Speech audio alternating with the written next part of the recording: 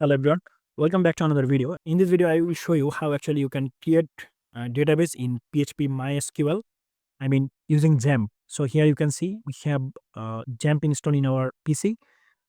So we need to start the localhost server, and that is Apache. So you have to click here, start, and then for the database we need to start the MySQL.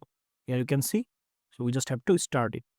So we have start Apache and MySQL. Now we will go to the browser and say localhost slash phpmyadmin. So here you can see we are in a phpmyadmin, I mean localhost phpmyadmin. So now we will actually create a database. So here you can see new button, I mean new option here.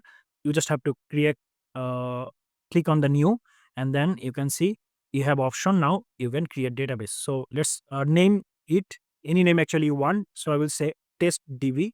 So this is our database, and we just have to select the create a button here, and then it will be created. So our database is now created, right?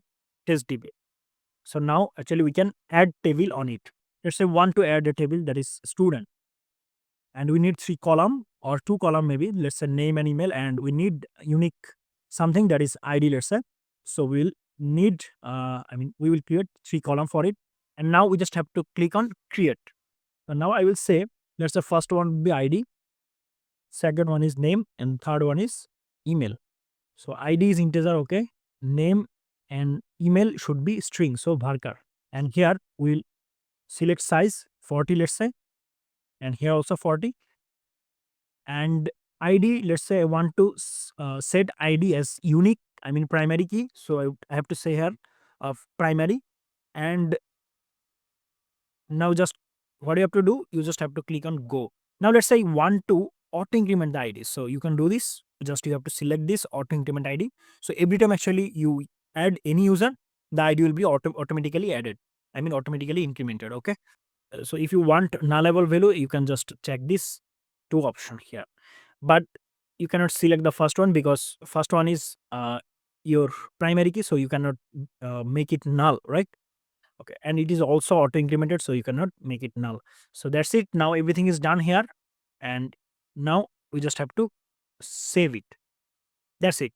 Now our table is done, and you can see we have a table, and that is a student table, and we have id, name, and email column. Okay, now we can add or insert value on it. You can just click on insert here to insert value, and let's say I want to so it is auto incremented, right? So we don't need to give here any value, and name should be, let's say, yamin, and password email is yamin@gmail.com.